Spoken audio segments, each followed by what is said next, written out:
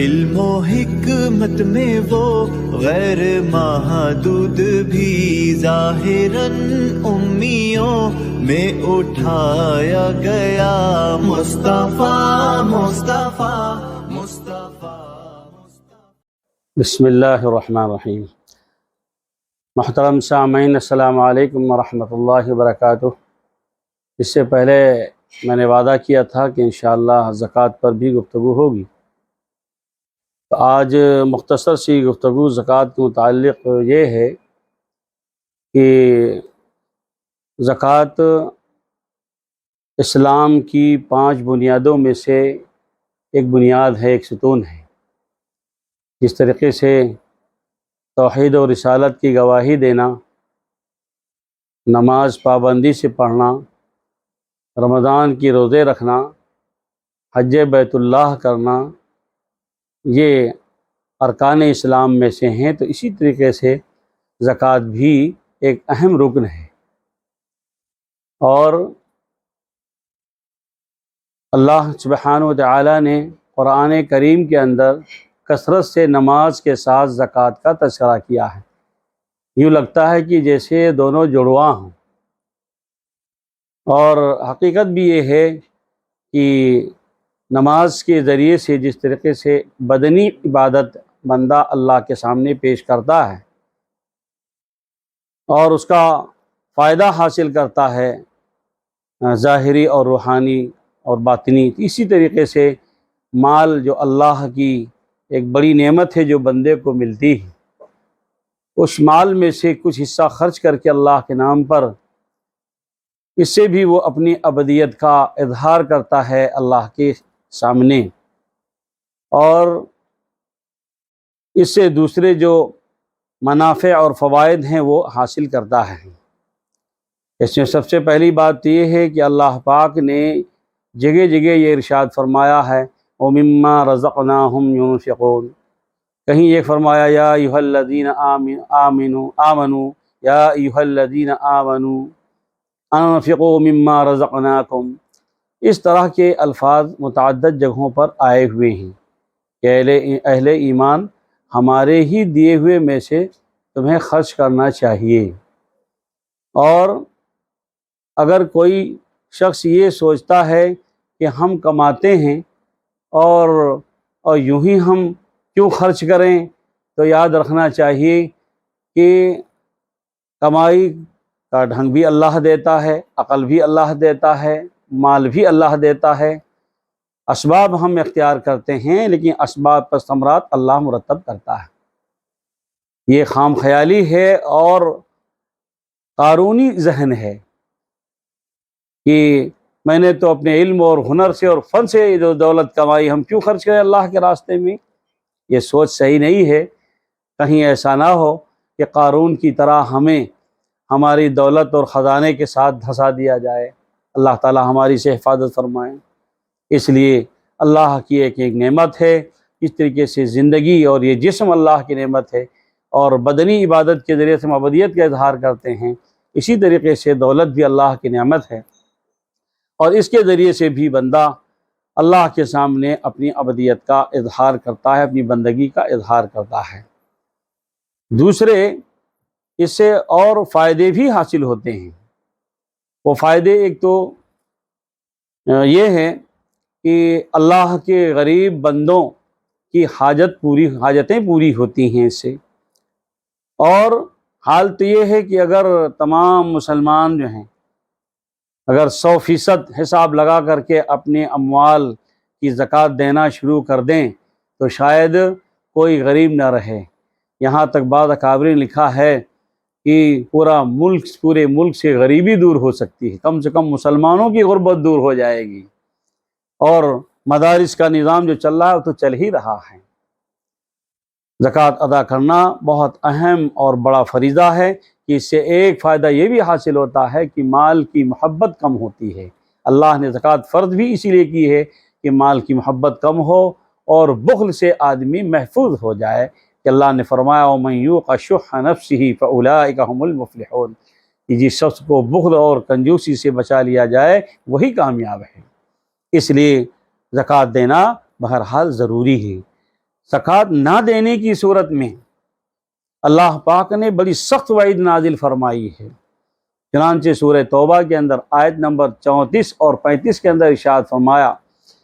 اعوذ باللہ من الشیطان الرجیم والذین یکنزون الذہب والفضہ ولا ينفقونها فی سبیل اللہ فبشرہم بعذاب علیم، کہ جو لوگ جو ہیں سونا اور چاندی یا ان کی مالیت کسی بھی شکل میں جمع کر کے رکھتے ہیں اور راہ خدا میں خرچ نہیں کرتے ہیں،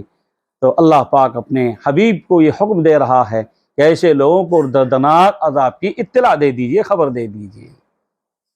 اور وہ دردناک عذاب بھی کیا ہے، وہ آیت نمبر 35 کے اندر بیان کیا گیا ہے کہ یوم یحما علیہا فی نار جہنم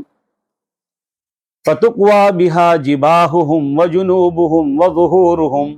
ھذا ما کنزتم لانفسکم فذوقوا ما کنتم تکنزون۔ اللہ حفاظت فرمائے۔ اللہ فرماتا ہے کہ ایک دن ایسا آئے گا کہ جس دن یہ جمع کی ہوئی مال اور دولت، سونا اور چاندی، کہ جس کی زکوٰۃ نہیں دی گئی ہوگی، جس میں سے اللہ کے راستے میں خرچ نہیں کیا گیا ہوگا، کہ ایسی دولت، ایسے سونے چاندی، ان کے اوپر جہنم کی آگ جو ہے دہکائی جائے گی، اور اس دولت کو خوب تپا کر کے خوب سرخ کر دیا جائے گا، تیز گرم کر دیا جائے گا، اور پھر اسی دولت کے ذریعے سے زکوٰۃ نہ دینے والوں کی پیشانیوں کو داغا جائے گا، ان کے پہلوؤں کو داغا جائے گا، ان کی پیٹھوں کو داغا جائے گا، اور داغتے ہوئے یہ کہا جائے گا کہ یہ ہے وہ دولت کہ جس کو تم اپنے لیے جمع کر کے رکھتے تھے، اب چکھو اس اپنی جمع کی ہوئی دولت کا مزہ۔ دوسری آیت کے اندر سیطوقون ما بخلوا بہ یوم القیامہ کہا گیا ہے۔ اللہ کے نبی صلی اللہ علیہ وسلم نے اس کی تفسیر میں ارشاد فرمایا کہ قیامت کے دن جس مال کی زکوٰۃ نہ دی جائے اس کو کنز کہا جاتا ہے۔ وہ کنز، وہ خزانہ، وہ دولت، وہ اژدہے، گنجے سانپ کی، زہریلے سانپ کی شکل میں وہ گلے کا طوق بن جائے گا، اور وہ باچھوں کو دونوں طرف سے ڈسے گا، ادھر سے بھی ڈسے گا، ادھر سے بھی ڈسے گا، اور وہ کہے گا کہ میں تو تمہاری وہ جمع کی ہوئی دولت ہوں، اور یہی طریقے سے وہ سزا ہے اس کو جھیلنی پڑے گی۔ یہاں پر آخر میں ایک بات عرض کر دیتا ہوں کہ میرے ان سمجھدار بھائی کہ جن کے بعض ویڈیو میں نے دیکھے کہ وہ مدرسوں کو جو ہے نشانہ بناتے ہیں کہ سب زکوٰۃ یہ لے لیتے ہیں، کیا مدرسے ہی زکوٰۃ کے مستحق ہیں، غریبوں کا حق نہیں ہے کیا؟ ظاہر بات یہ کتنی یعنی معاندانہ بات ہے، اور مدارس سے کج رکھنے کی یہ بات ہے، اور قد رکھنے کی بات ہے یہ کہ کیا مدرسے ساری زکوٰۃ وصول کر لیتے ہیں اور پورے مسلمانان عالم جو ہیں مدارس کو ساری زکوٰۃ دے دیتے ہیں، اور یہ کہ اہل مدارس یہ کہتے ہیں کہ ہم کو صرف زکوٰۃ دو، غریبوں کو نہ دو؟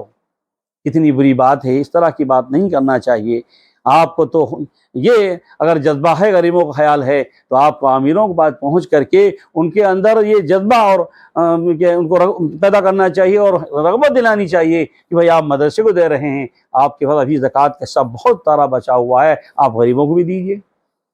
فلاں کو بھی دیجیے، رشتہ داروں کو بھی دیجیے۔ یہ اس کا طریقہ ہے، جو دیکھو تو بس مدارس کو نشانہ بناتا ہے، حالانکہ مدارس کا نظام یہ فرد اولی ہے امت کا۔ ہونا تو یہ چاہیے کہ امت اپنا بہترین اچھا پاک پیسہ خرچ کرتی، لیکن کم سے کم تھوڑا بہت نہیں، ایسا تو زکوٰۃ ہی کے ذریعے سے مدارس چل رہے ہیں تو اس پر بھی کچھ لوگ اس پر نشانہ بناتے ہیں۔ اسی طریقے سے ایک اور بات ذہن میں آ رہی تھی کہ قرآن کریم کے اندر تو یہ بات بھی کہی گئی ہے، انما الصدقات للفقراء الذین احصروا فی سبیل اللہ۔ شاید لوگوں کی اس پر نظر نہیں رہتی ہے۔ مدرسے کے اندر عموماً جو طبقہ جڑا ہوا ہے، چاہے وہ معلمین ہوں، اور چاہے وہ وہاں پر ملازمین ہوں، چاہے وہ علم حاصل کرنے والے طلباء ہوں، عموماً جو ہیں وہ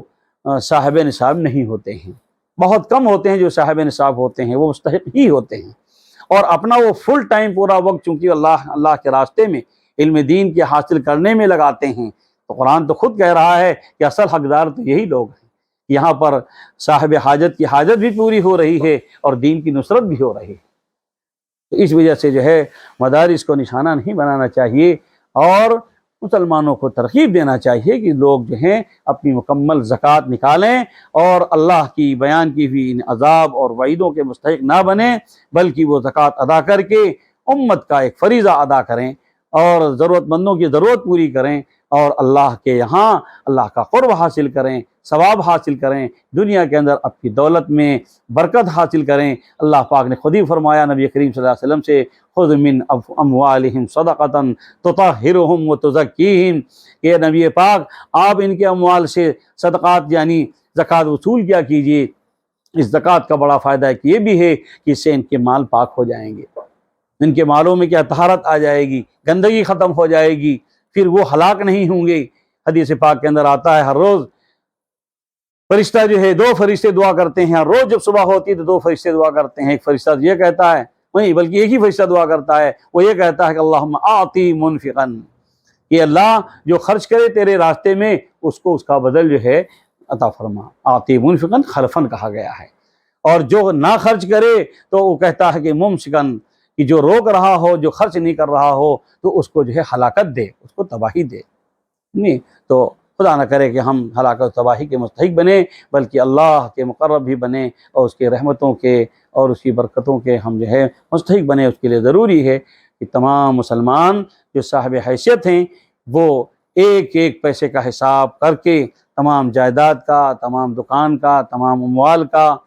حساب کر کے زکوٰۃ ادا کرنا چاہیے۔ یہ الگ بات ہے کہ اگر ایک ساتھ بیک وقت پوری مکمل زکوٰۃ ادا کرنا اگر بھاری جا رہی ہے تو تھوڑا تھوڑا کر کے قسطوں میں ادا کرتے رہیں، یہ بھی ایک آسانی ہے اسلام کی طرف سے۔ اللہ تعالی ہم سب کی حفاظت فرمائے اور ہم سب کو عمل کرنے کی توفیق نصیب فرمائے۔ وآخر دعوانا ان الحمد للہ رب العالمین۔